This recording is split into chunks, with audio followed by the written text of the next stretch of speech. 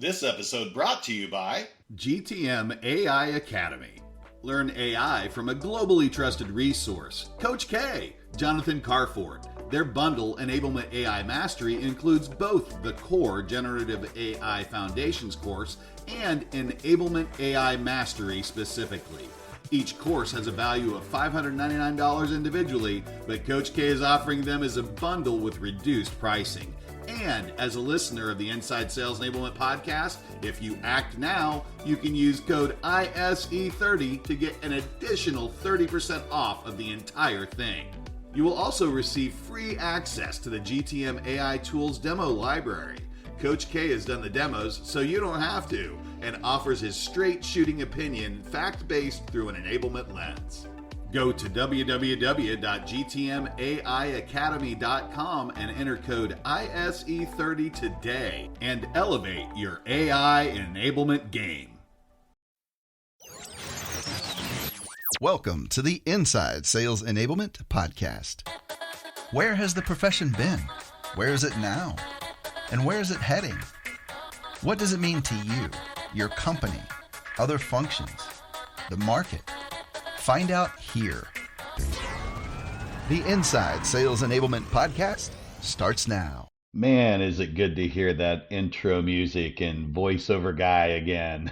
How about for y'all out there in Insider Nation? Hello, and welcome to Season 3 of Inside Sales Enablement, focused on enablement history. I'm Eric Starrett, and I started out in the ISE audience listening to Sales Enablement Society founding father Scott Santucci and trailblazer Dr. Brian Lambert, and then collaborated with them to build OrchestrateSales.com, the global home for the podcast and related resources for sales enablement orchestrators, including Sales Enablement Society history. Why? Well, the foundation of cross-functional enablement orchestration was established in the 3 founding positions signed into existence by the 100-ish founders of the SES back in Palm Beach in 2016, for which this very week is the 7-year anniversary. So in celebration, after a few years of hiatus, I'm knocking the dust off of the OrchestrateSales.com property. As a sales enablement history nerd with a passion for the continued elevation of the profession, I see it as the Sales Enablement Smithsonian and an opportunity to serve you, the global enablement community, in revisiting the wisdom of the treasures therein, as well as uncover some new ones with a series of special guests, which may even include you. Today we begin ISE Season 3 with a focus on before there was the SES and how it almost didn't even happen, with special guest, Sales Enablement Society founding father, Scott Santucci. Scott. Great to have you here. This Sunday marks the 7th anniversary of the SES, the founders meeting. What I'd like to do with you today is hop in a time machine and take a look back, getting the straight shooting from the person who was there from the beginning and founded the Global Society. By way of introduction, for those who may not know, Scott Santucci was at Forrester and was part of founding the core operating group for sales enablement. Scott, maybe we could start there and just share a little bit about your background pre-Sales Enablement Society. Sure. In 2008, I had my own business called Blueprint Marketing. One of the things that we built were these sales workbenches to help take a lot of complex content and allow salespeople to sort it, to have very specialized conversations based on stakeholders or stage in the sales cycle, things like that. I sold that business to Forrester with the idea of building out a database based on very specific roles. Like, how would you navigate an agreement network inside an IT organization? The very first report that I wrote at Forrester was called Engineering Valuable Sales Conversations. And that report laid out just this concept, hey, we need to think about sales and marketing a little bit more differently. And in that role, at the time, I was an analyst in Forrester's market strategy function. So the way Forrester worked at the time was all of the products were organized around a role. There was content for CIOs, content for VPs of networking, content for B2C CMOs. So Forrester's got tremendous depth of expertise in B2C marketing. I worked for technology vendor strategists. What I highlighted was, hey, there's a big gap between strategy and execution. And this big gap of strategy and execution is an opportunity for a new role. So at the time, it was very difficult because Forrester had really just moved into this new role, so they didn't know how to create new product offerings, new roles. So what I did was I got 20 executives into a room for an entire day. 10 of them were CMOs, 10 of them were VPs of sales. And we had an entire day's discussion to discuss what are these gaps, these strategic execution gaps, because we didn't want to have the conversation about sales and marketing alignment because that was dated even in 2008. What we wanted to do is come up with a new idea, a new strategy. And that strategy became what we wrote out as the definition of what we called sales enablement, which was taken from and agreed to by that group. Was that where it started? Was sales enablement always sales enablement, or was there like a close second and third on the whiteboard that got crossed out? No one really could come up with a term, so we just said, eh. And the concept of enablement was way more like an engineer's view or a city planner's view, not how you enable a drug addict or something like that. It wasn't emotive. It was engineering-y, strategic-y, business process-y, not functional or what people do or activity-based. It had none of those vibes. If you have a room of 10 CMOs and a room of 10 VPs of sales from different companies, so they don't have to worry about their internal politics, and challenge them with gaps between the business strategy and friction that they have among their functions, you quickly realize that this is a architectural or it's a design problem. It's not a who does what, I own this, you own that problem.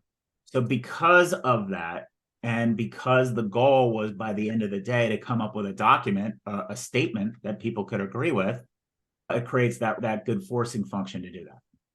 So we have this document, we have a whole bunch of energy. We had Forrester executives in the room like, wow, this is a new thing that we should get behind this. We should sponsor a role for it. So we did a deep dive. So when people looked at that inside Forrester, there were people who would say, that's already a job that product marketing does. Look, we'll show you. Look, it's right here. Look at the product marketing, pragmatic marketing. It says right here, sales enablement. It's this stuff.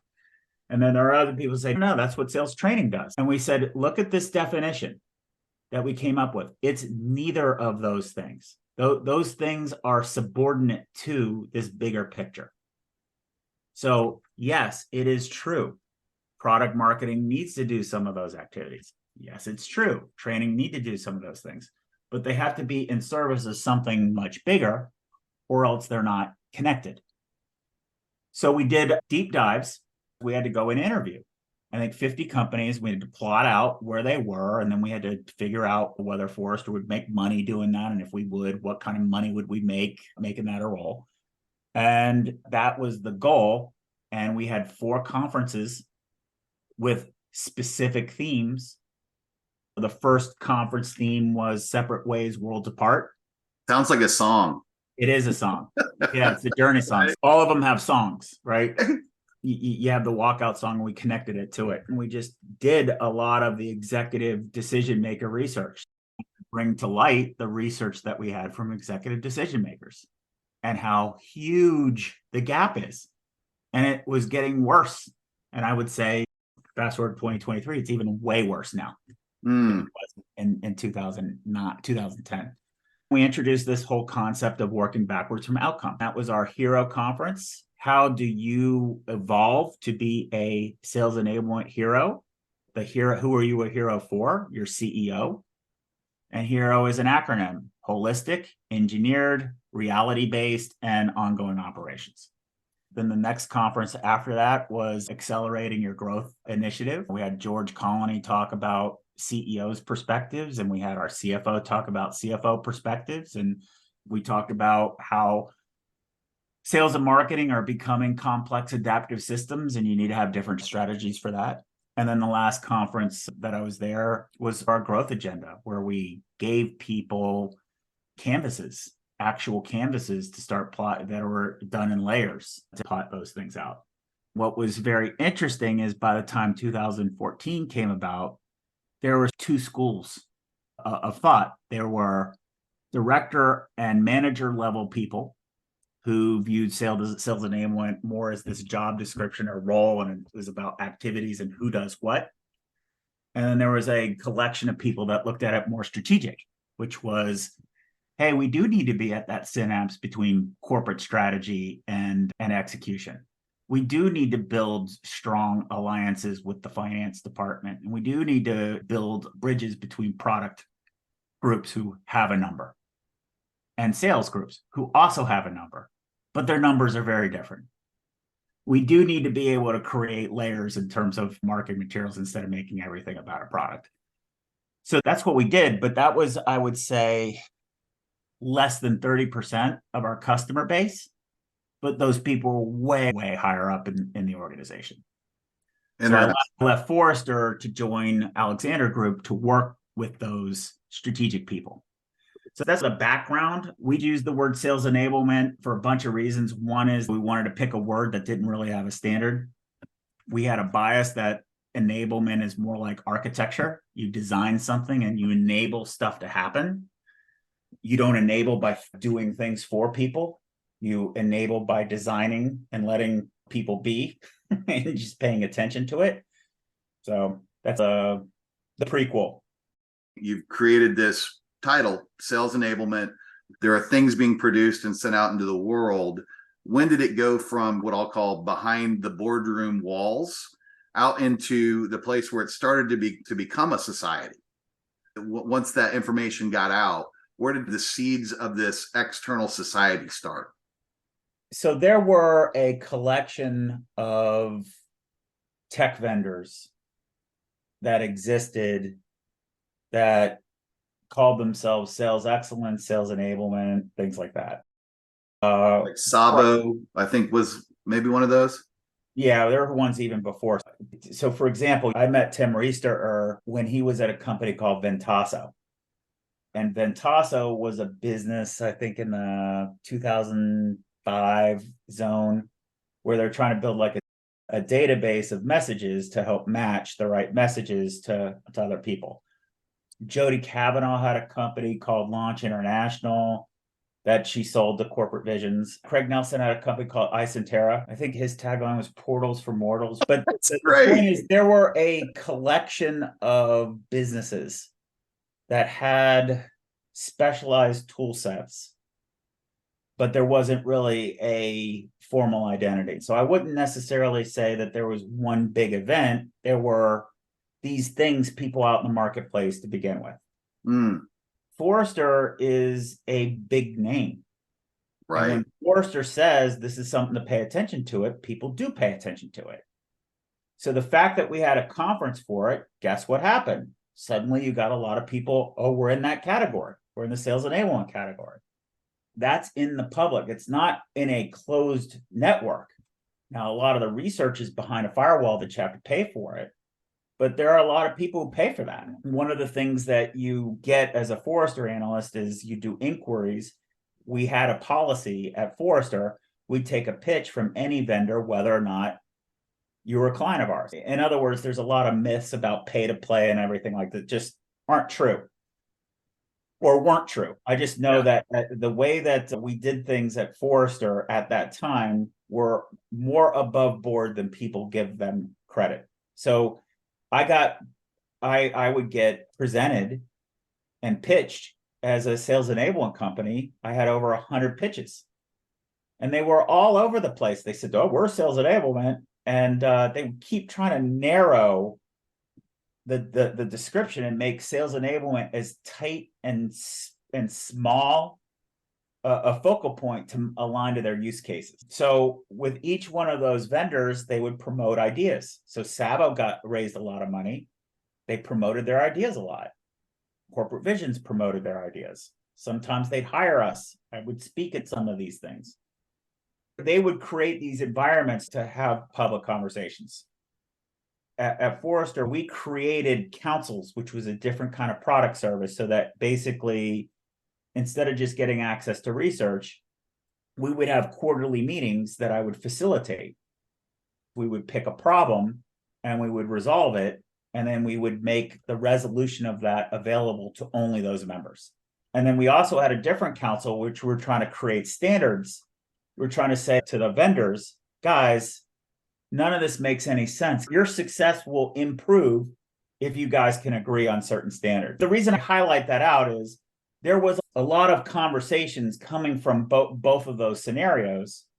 We wouldn't publish it. We wanted to create a forum where people could argue in the safe zone so that they don't look bad inside their companies.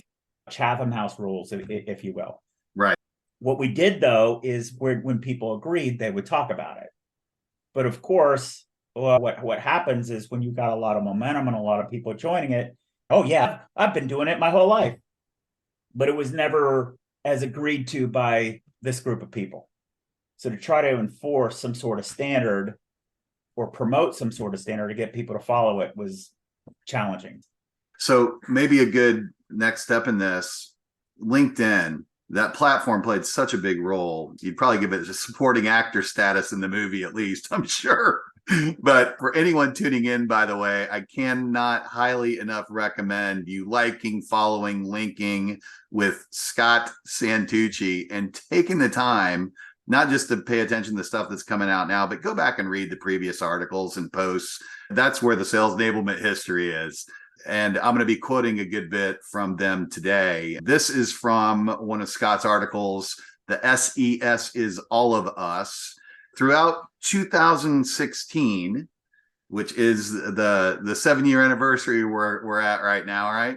We held monthly meetings with interactive open agendas. We'd pick a theme, have a public and facilitated meeting, and publish what we agreed to on LinkedIn.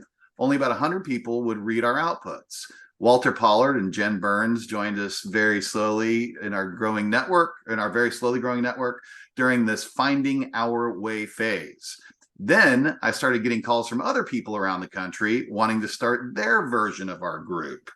This was amazing to me because only about 100 people are reading the article, but somehow LinkedIn as a platform was spreading these seeds. What did that look like, those public meetings? What kind of format were you using, and how did you start to perpetuate that in other areas in response to that outreach? Let me take this into chunks. First, from a context standpoint, when I left Forrester, I joined the Alexander Group, which is a management consulting company. When you work in a management consulting company, you go way in depth. So at Forrester, I might get 8 inquiries a day. So an inquiry would be I'd have 8 30-minute calls with people all over the world. Wow. At Alexander Group, you'll work on 10 projects a year with the same company. So the depth is greater, but the breadth isn't there.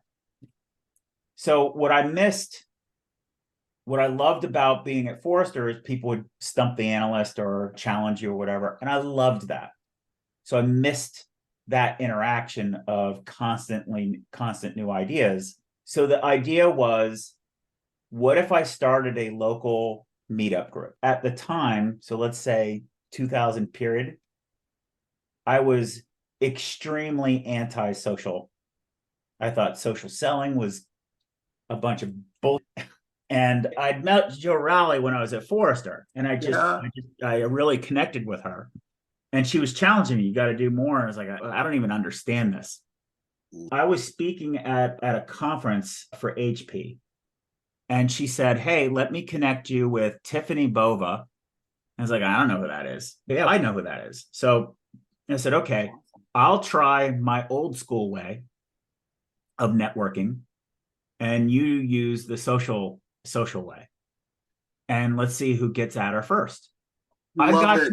I got to her first, but the value of the conversation was way better because Jill was able to give context. So it wasn't like it was in depth, super, super fast. So that made me go, holy, this is way more powerful than I thought.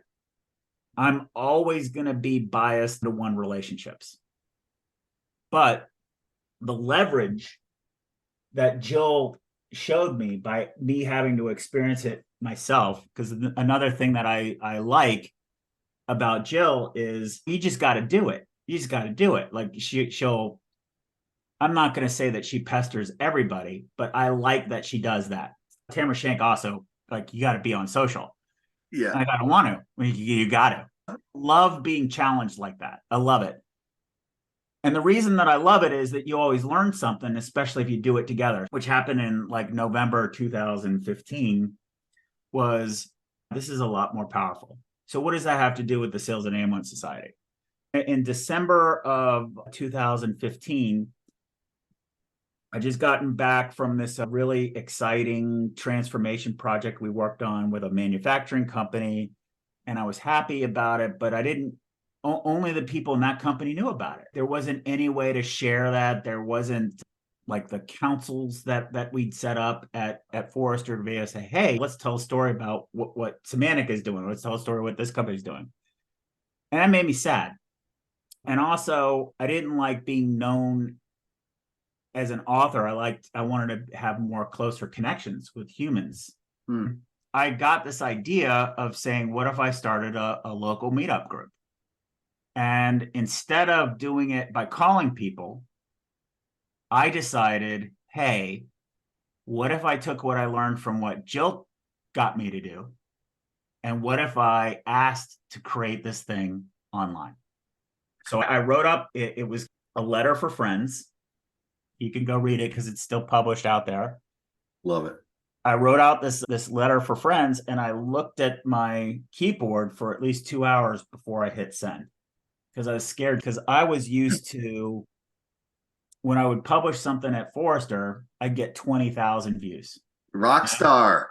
Yeah, that's what you think, right? It's the metrics, and the metrics matter or whatever. And even after I left, when I would write an article on LinkedIn, I get 5,000 views, 10,000 views. So I'm like, okay, I'm relevant and all that other stuff.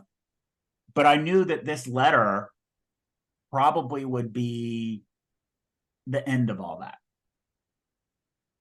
I thought really deeply about whether to do it or not. I hit send, and I think to this day, even all these years later, it's got a whopping total like 300 reads. So I was like, I really screwed up my career. Was Jerry Maguire out then, where it was like I published my manifesto, and that hit send part when he's up all night putting the. Maybe you're right. That was a Jerry Maguire kind of thing. But what happened was so interesting because it got engagement. And by engagement, people would call me, or people sent me direct notes. So this article just asked, hey, is anybody interested in forming a group? And I thought it would be successful if I had 5. I called Brian Lambert, who lived in the area at the time, and said, you're one of them. So you're going to go. So there's 4 now. The very first meeting, we had 16 people. We had to change venues twice. And that's how it got started. Wow. So the very first meeting that we had was just a meeting to discuss whether we should have other meetings or not.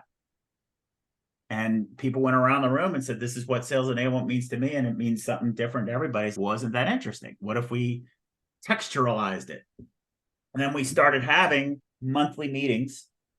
I'd call people, I'd send emails to people who had sales enablement or sales leadership or whatever in the title in the DC area, and invite them to participate. Why am I coming? Like, I don't know. We're here to figure it out. And we had a theme, but it wasn't a presentation. It was, hey, let's see if we can plot out what the problems are. Or I presented something that I did way back in the past and I didn't tell anybody. It was my own work. And I said, let's critique it. And we beat that up. Everything was conflict oriented, but in a positive way, with the goal of figuring it out. And one of the rules was I publish something after each meeting. The standard format, which says, here's a topic with a 20-minute overview, a frame. Here are our roles and responsibilities. Here's how we're going to attack it. And here are the group activities that we need to do. And we do the activities and we read out the feedback and then argue it out from there.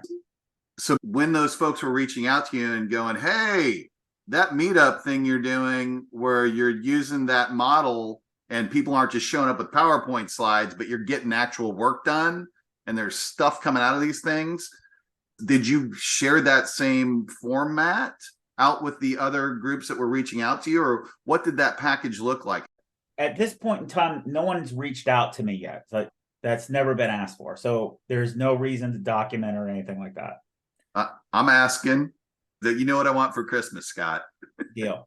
And what would happen over a period of time is people saw these outputs and go, hey, I want to set up a meetup too. So I got a few of those direct messages on LinkedIn. None of this is visible. All of this is behind the scenes, which is another interesting thing that I learned from Jill.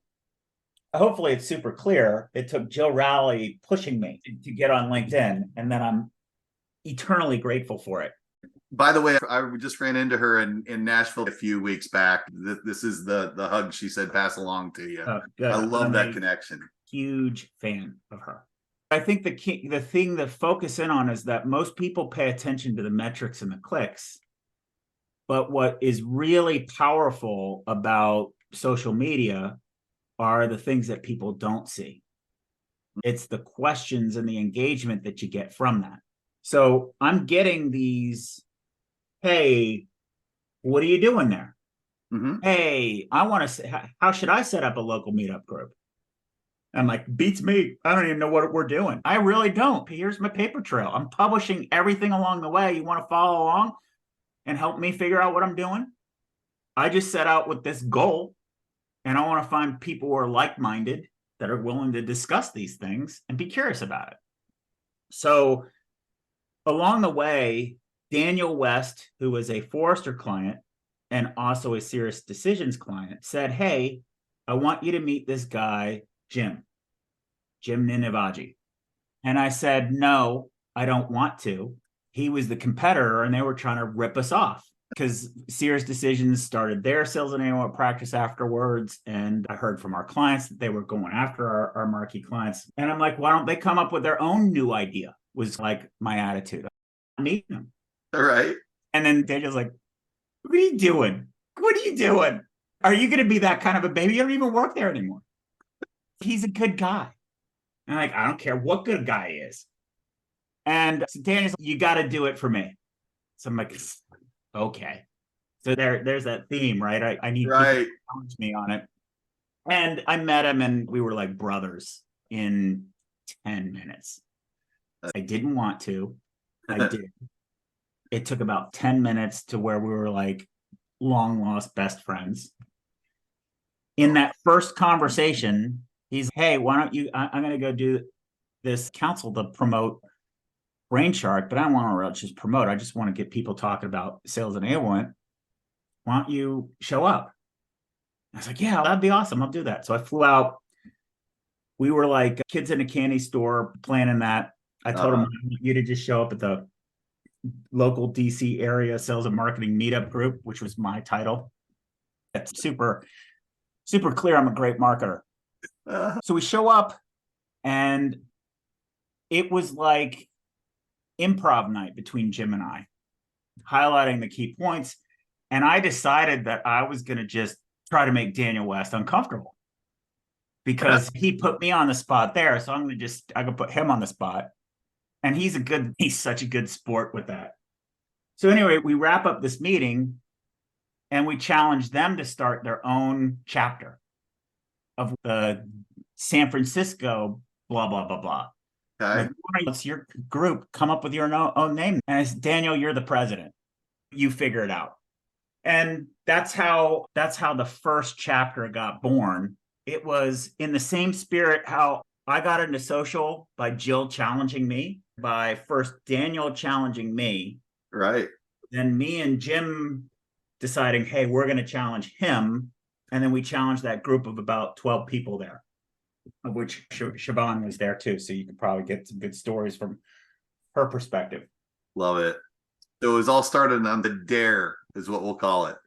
I guess a triple dog dare. I just skipped formality and went right to triple dog dare. I came back and we had our local DC. So we have a San Francisco chapter, but maybe they won't be affiliated, and I can be part of that one and part of this one if we don't want to try to link them up. But we said we try to link them up. And in doing so, Raul Gupta just ran with it, and he made this own website. So the lion logo, Raul did that. He did it all in like a weekend to say, look, if we're going to do this, it can't be as embarrassing. No offense, Santucci, but DC local area sales and marketing meetup group isn't really that great. I was like, I agree with you. I'm open to change the name. So Sales Enablement Society, he came up with the lion. He came up with the first website. It was amazing. And he did it like in a weekend. So we had that. And then at the same time, one of the people who've been contacting me about a local group was Joe Guardia. How would I set this up? I said, do you want to set up just as a local group, or do we have this DC one and we got the San Francisco one? Do you want to be part of that? Oh, I want to be a part of that. I said, okay, we'll have a meeting. We'll go and get it kicked off. In either September or October, we had a meeting there, and their mission was to come up with what's the end game. We co-wrote in that meeting what the end state of sales enablement should be. We called it the chief productivity officer, and I was writing down on the screen what people were agreeing to as we were there. There were a lot of people in that meeting. So Lee Levitt was in that meeting. Mike Kunkel was in that meeting. The founding of the Boston chapter. Timeline wise, are we in mid 2016 or where are we at? Yeah, it's August, September timeframe. So we go, we got these three. I say to our group, what should we do? Alexander Group, we have this conference coming up. I can ask my company whether or not we could get space and try to have a national meeting there, like the Continental Convention. Should this be a national thing? If so, it should be not us running the shots. That's like the central command and control thing that I'm not a part of. So we should do that. Will you guys commit to help? Let's agree on what a number would look like, because the optics for me are going to look terrible if no one shows up. So will we commit to try to get 20 people there? We thought 20 people to show up on a Friday afternoon in Palm Beach. If you've ever been to Palm Beach, Florida, it's not easy to get to. Could we get 20 people to fly in to Palm Beach from around the country to have a meeting and set this up? Our goal was 20. Yeah, we'll do that. We're going to commit to do these kinds of things. And that's when we decided at that moment in time, we're going to explore whether or not to start the Sales Enablement Society. So the founding meeting that happened in Palm Beach, November 2016, was a meeting to decide whether or not the Sales Enablement Society should be born. That's the backstory. So to promote that, we just did the same thing. Hey, I'm going to go back to what I learned from Jill Rowley. I'm going to go back and say, I'm going to write, this is what we want to do. So the first thing was I put a mission statement out. Instead of taking a report that people expect from me, I'm going to make an ask. But instead of making an ask to one person, what if I did it to a group of people? I try to extend Jill's idea from one-to-one to say, what if I did one-to-many? What if you do it this way? What if you do it that way? So we picked on those nuances, and along the way, just by publishing things and using more of the feature set of LinkedIn, the more you use it, the more it gets difficult to talk about what it is because it's so experiential. So you push more of those things out, more people engage. We said, okay, we're going to do the same thing to promote the national meeting. So I wrote a letter. If I were to paraphrase, the first letter for the local meetup group was, "Hi, I'm Scott. I'm looking for business friends." It's, are you not only looking for business friends, but do you think that things could be better? Do you want to make a difference? If so, we're going to convene this group. We're going to run it like the Continental Convention. Mm-hmm. Here are rules. And you even wrote up all the rules to follow and everything like that. How did it happen from there to November 19th? A lot of interesting stories behind that. Mm-hmm. And then what actually happened in that is a lot of interesting stuff too. That was an awesome flyover. We went from Jill Raleigh to Nunavagi, then we went to Boston with Guardia, and we touched on Siobhan, but all the way back to that original meetup. I really want to get inside that room. Were there key players? Were there key moments? I'd love to tell you a story, like just a whole thing just about Walter Pollard. Awesome. Love Walter. But his shining moment is more when you get to the conference in 2017. This event could have gone either way. Okay. I almost quit doing it. The meetups. So we started out like our first official meetup, that first meeting to decide whether we should do meetups or not, that had 16 people. That was in February. We had our first official meetup in March. And then we had monthly ones, March, April, May, June, July, August, September. Most of them were at my country club. So we go from 16 to 20 to 30. So we're getting about 40 people coming to these things that no one can really describe. And there was a lot of energy.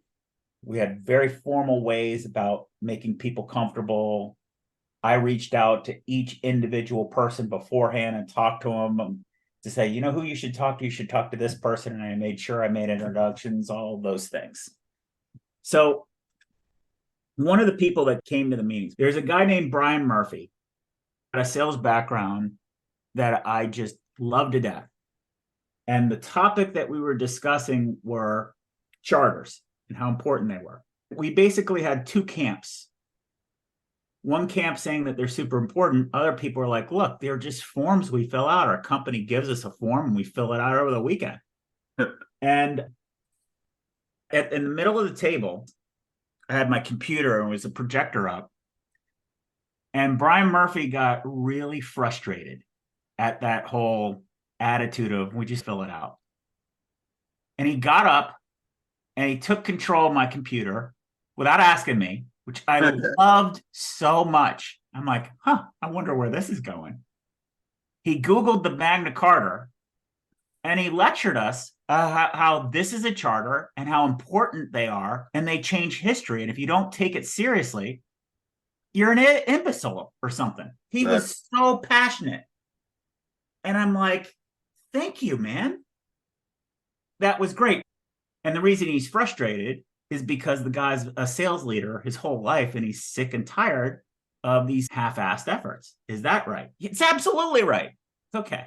So somebody's just got to be able to translate for him when people say, oh, I understand. He's not actually attacking me. He's like, how could I? I don't even know you. You have to create that forum to let people understand where their passion's coming from. That was such a huge deal. I was smiling so much to get that kind of creative conflict and passion. I was happy that I wasn't having to be the one to push it, because if I can be the good cop and make sure everybody gets on the same page. And I said, one thing that I'm going to ask you guys, can we have that actually be at one of your locations? You know, because I'm picking up the tab for these. So Lisa Pittner says, yeah, I let's have it at our place. And she worked at Cisco.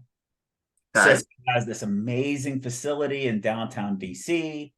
We could go do a happy hour. Okay.